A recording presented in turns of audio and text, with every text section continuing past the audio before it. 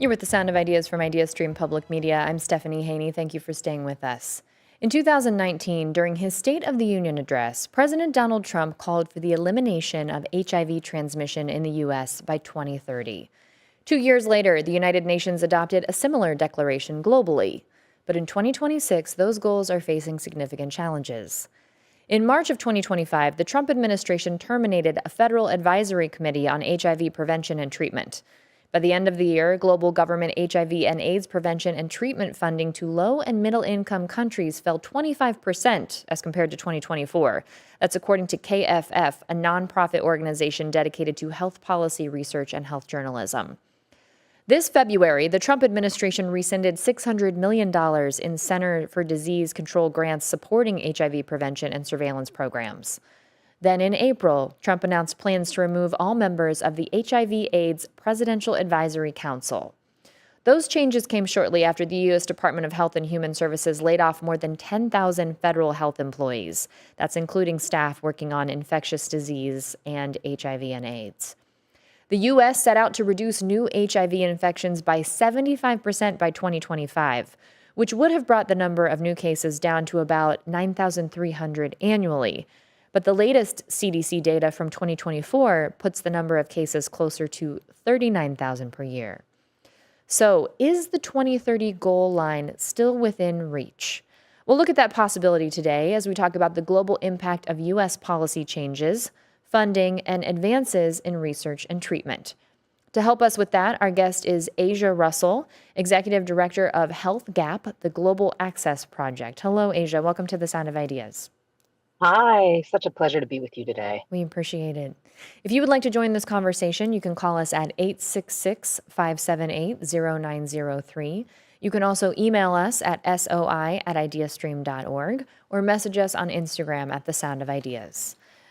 Now, Asia, tell us what is Health Gap and what your mission is in the fight against HIV and AIDS. Health Gap is a global treatment and prevention advocacy organization dedicated to eliminating inequities in HIV and fighting for health justice for all people, no matter where they live. We actually got started back in 1999 before powerful life-saving triple combination HIV treatment that was saving lives in the United States was even available in sub-Saharan Africa, even though that's where the vast majority of the pandemic was located. So we were founded then in order to struggle to deliver treatment to everyone in affordable forms. And we're still around today because the fight's not over. And in fact, as you mentioned, the second Trump administration is making things gravely worse for no reason other than political and policy choices. And the contradiction is this is coming at just the moment when science has delivered powerful new prevention tools, truly explosive innovations that should be transforming the response at home and abroad. But these series of cruel moves on the part of the Trump administration are throwing up hurdles just at the moment where we should be accelerating toward the finish line. Asia, we talked about several policy changes and several agency and program changes that have happened in the second Trump administration, which are directly in conflict with the Yes. president's 2019 stated goal of eliminating HIV transmission in the U.S. by 2030.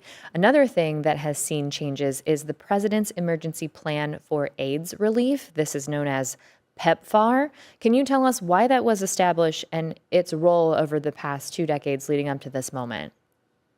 PEPFAR was established in 2003 by the George W. Bush administration in response to pressure from activists in my organization and many other organizations of people living with HIV from around the world, from South Africa, Brazil, Thailand, who were demanding that the wealthiest countries in the world take action in response to what we called then medical apartheid, the denial of access to affordable generic forms of HIV triple combination therapy around the world.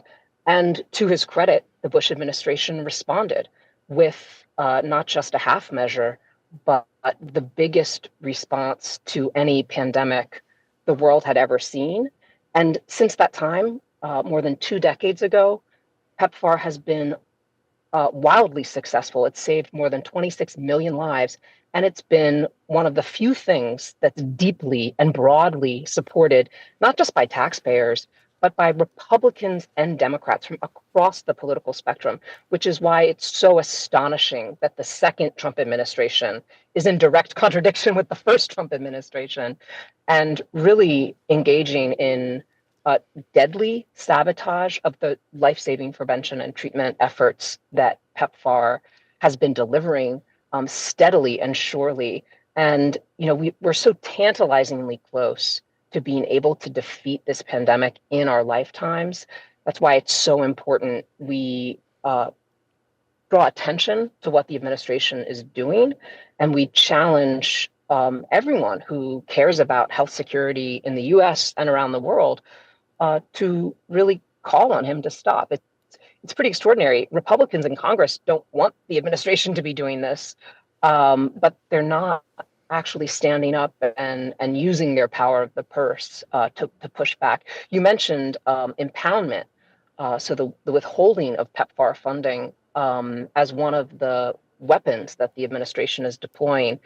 And that's what's so astounding about this crisis that we're in. There are actually billions of dollars in unspent PEPFAR funds appropriated by this Congress, but Marco Rubio and Donald Trump are actually preventing them from being spent on time and in full. And these aren't just numbers, there are human consequences. There are people waiting in line for testing, for diagnosis, for prevention, and for treatment if they're HIV positive.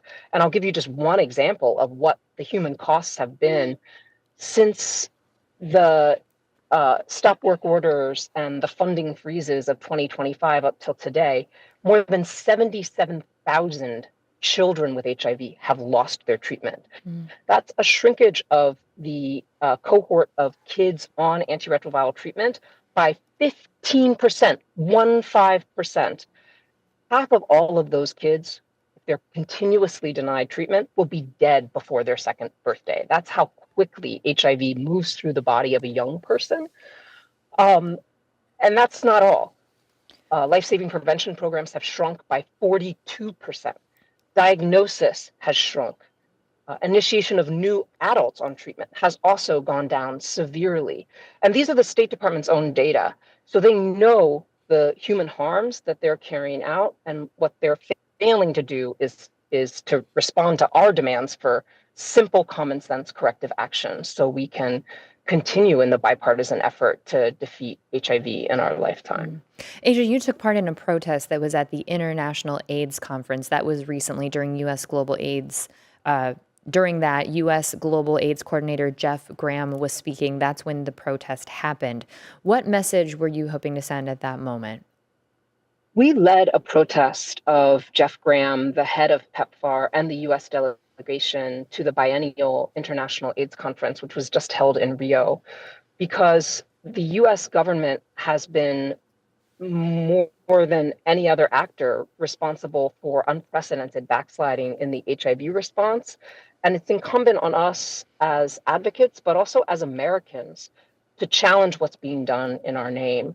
So we interrupted his address to delegates, and we chanted, we took over the stage, and we called out what it is the administration is doing, and we demanded remediation.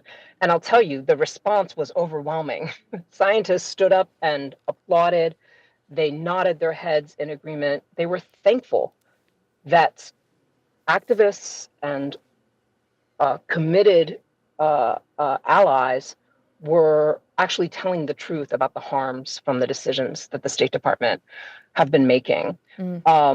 This protest, it wasn't only Americans, South Africans, Haitians, other directly impacted people from directly impacted countries were standing shoulder to shoulder with me.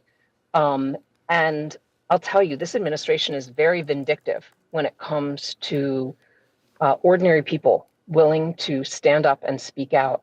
And the bravery and the commitment of people living with HIV is really something that needs to be held up and supported as a model, because we know these kinds of attacks and this sort of pressure, it's unprecedented with HIV, but it's also taking place in other health areas and in other areas like the attack on science.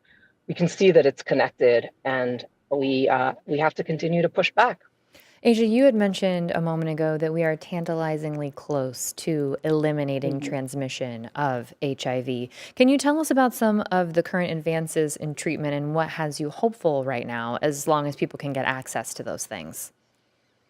That's where the AIDS conference in Rio that was just held had a stark contradiction on display. The scientific tools, like a new twice yearly injection called lenacapavir, which is long acting prevention called pre exposure prophylaxis. So you take it before you are HIV positive or exposed. And lenacapavir is so powerful as a long acting medication that it's virtually 100% protective against acquisition of HIV, which is breathtaking to imagine if this tool could be deployed at scale to every vulnerable community who's in need. So that's giving so many people so much hope.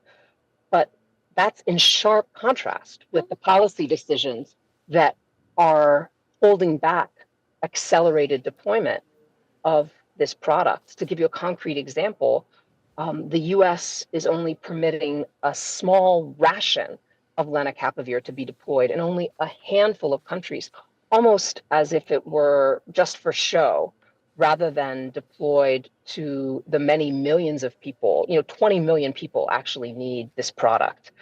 And that need could not be more acute because the Trump administration's attacks on HIV programs particularly have affected prevention. So there's a lot of catching up to do. So that's where we are right now. We have tools that have never given people more reason to hope, whereas the preventable policy sabotage is standing in the way of deployment at scale. I mean, I'm still extremely hopeful. We know we can get out of this nightmare. It's astonishing and should be outrageous to all of your listeners, however, that we find ourselves put in this situation because of the decisions of the Trump administration. There was that stated 2030 goal of ending HIV transmission in the US, effectively eliminating it. Asia, do you think it's still possible for that to happen at this point? And what would you like to see in order for this access to be given to the people who need it the most? The science shows us that realizing the goal of ending AIDS in our lifetime as a public health threat is absolutely possible. What remains up in the air is the timeline, the cadence, because we've never seen such a rapid retrogression.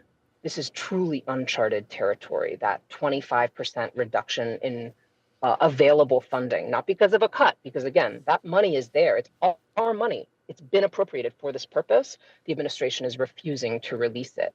So I think these are goals that are not high in the sky. They're imminently achievable. What is needed urgently is for the administration to stop its unfounded attacks on service provision, on science, on human rights, and to get back to the work, the bipartisan work of fully obligating PEPFAR funds and saving lives all around the world, because that's what's morally right. It also keeps Americans safer at home. So the good news is these mistakes are correctable. The bad news is they never had to be made in the first place. But I still have hope. That's why I protested in Rio. If I didn't have hope, I wouldn't have bothered. Mm. We have hope because we know that the more that people understand that these decisions can be reversed and that they're not grounded in anything other than a kind of cruel and unmoored politics, that people can increase pressure, protect PEPFAR, and rebuild and reconstruct the global HIV response. Asia, where can people go to find out more about the work of Health Gap, the Global Access Project? Right at our website, healthgap.org. That's HEALTHGAP.org. And there's so much for concerned advocates to do to save PEPFAR and to reconstruct life-saving global health programs. So we welcome more hands to make light work of this generation-defining crisis. Thank you for the time, Asia Russell, Executive Director of Health Gap Global Access Project. We appreciate it. Thank you so much. Have a wonderful day. You as well.